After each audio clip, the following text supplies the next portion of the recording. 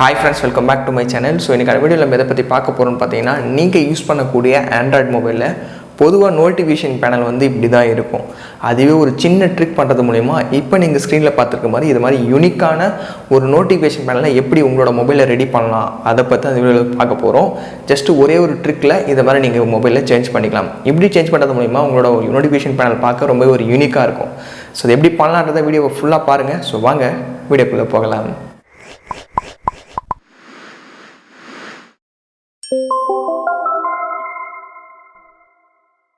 So guys, வீடியோக்குள்ள போறதுக்கு முன்னாடி வீடியோ பார்க்குறவங்க கிட்ட ஒரு சின்ன ரெக்வெஸ்ட்டுங்க. நம்மளோட சேனல்ல டெய்லி வீடியோஸ் போட்டாலுமே நிறைய பேருக்கு நோட்டிஃபிகேஷன் போகவே மாட்டேங்குது. ஸோ மேக்ஸிமம் இந்த வீடியோ பார்க்குற ஒவ்வொருத்தருமே சரி மறக்காத லைக் பண்ணிவிடுங்க.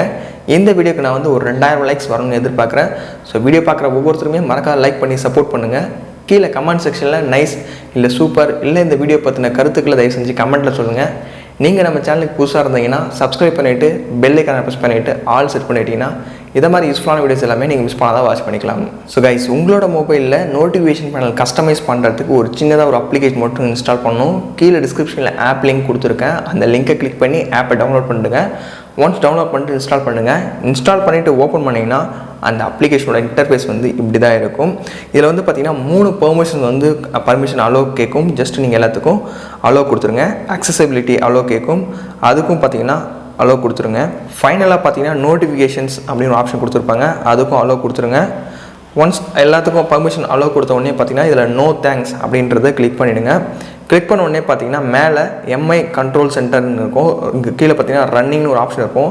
அதில் வந்து நாட் ரன்னிங் அப்படி இருந்ததுன்னா அதை ஆன் பண்ணி ரன்னிங் அப்படின்றத ஆன் பண்ணி விட்டுருங்க.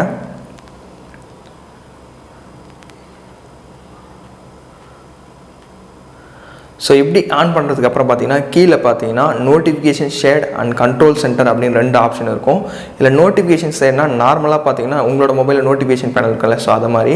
அதுவே பார்த்தீங்கன்னா கீழே கண்ட்ரோல் சென்டர் ரைட் சைடில் கொடுத்துருப்பாங்க. அதை கிளிக் பண்ணிங்கன்னா இப்போ நீங்கள் ஸ்க்ரீனில் பார்த்துக்க மாதிரி இதை மாதிரி டிஃப்ரெண்ட்டாக பண்ணிக்கலாம்.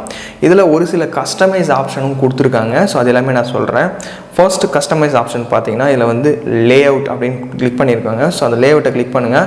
கிளிக் பண்ணோன்னே பார்த்தீங்கன்னா உங்களோட நோட்டிஃபிகேஷன் பேனல் எவ்வளோ சைஸில் இருக்கணும், எவ்வளோ கிரிட் லைன்ஸ் இருக்கணும் அப்படின்றத ஃபுல் டீட்டெயிலும் கொடுத்துருப்பாங்க. ஸோ அது தேவையானதை உங்களுக்கு செலக்ட் பண்ணி நீங்கள் பண்ணிக்கலாம். இப்போ சர்க்கிள் டேஷ் அப்படின்றத கிளிக் பண்ணுறேன்.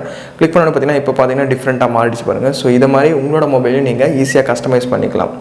ஸோ அது மட்டும் இல்லாத கீழே பார்த்தீங்கன்னா கலர்ஸ் அப்படின்னு ஒரு ஆப்ஷன் கொடுத்துருப்பாங்க. அந்த கலர்ஸில் கிளிக் பண்ணிடுங்க.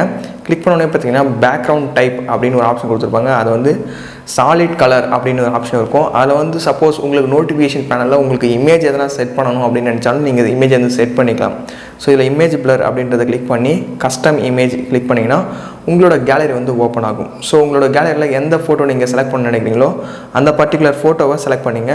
செலக்ட் பண்ணிவிட்டு அலோ அப்படின்னு கிளிக் பண்ணிவிட்டு அந்த இமேஜை வந்து கிராப் பண்ணிவிடுங்க.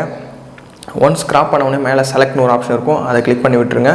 கிளிக் பண்ண உடனே பார்த்தீங்கன்னா இதில் வந்து பிளர் அமௌண்ட்னு ஒரு ஆப்ஷன் கொடுத்துருப்பாங்க. அது எந்த அளவுக்கு உங்களோட இமேஜ் வந்து பேக்ரவுண்டில் பிளர் ஆகும்னு நினைக்கிறீங்களோ அந்த அளவுக்கு பிளர் அமௌண்ட்டை வந்து செலக்ட் பண்ணிங்க. ஸோ அந்த பிளர் அமௌண்ட்டை செலக்ட் பண்ண உடனே பார்த்தீங்கன்னா ஃபைனலாக ஓகே அப்படின்றத கிளிக் பண்ணுங்கள். கிளிக் பண்ணிவிட்டு மேலே நோட்டிஃபிகேஷன் பேனல் இழுத்து பார்த்தீங்கன்னா உங்களுக்கே தெரியும். ஸோ எந்த அளவுக்கு இருக்குது அந்த பிளர் இமேஜ் அப்படின்றது ஓகே கொடுத்துருங்க. ஒன்ஸ் ஓகே கொடுத்த உடனே பார்த்தீங்கன்னா இப்போ இந்த ஸ்க்ரீனில் பார்த்துக்க மாதிரி இது மாதிரி செலக்ட் ஆகிற கலர் ப்ளூ கலர் இருக்குல்ல, ஸோ அது வேணால் ஆக்டிவ் டைல் கலர் அப்படின்றத ப்ளூ கலருக்கு வந்து எந்த கலர் வேணுமோ அந்த கலரை வந்து செலக்ட் பண்ணிக்கலாம். ஸோ அப்ளை அப்படின்றத கிளிக் பண்ணிவிடுங்க. நெக்ஸ்ட் ஆப்ஷன் பார்த்தீங்கன்னா டேட்டா யூசேஜ் அப்படின்னு கொடுத்துருப்பாங்க. ஷோ மொபைல் டேட்டா யூசேஜ் அப்படின்றத ஆன் பண்ணி விட்டுருங்க. ஷோ டுடே யூசேஜ் அது வந்து ஆன் பண்ணி விட்டுருங்க. ஸோ அது கீழே பார்த்தீங்கன்னா அவ்வளோதான். இது இந்த அளவுக்கு பண்ணாலே போதும். மேக்ஸிமம் இந்த கஸ்டமைஸ் எல்லாம் முடிஞ்சிடுச்சு.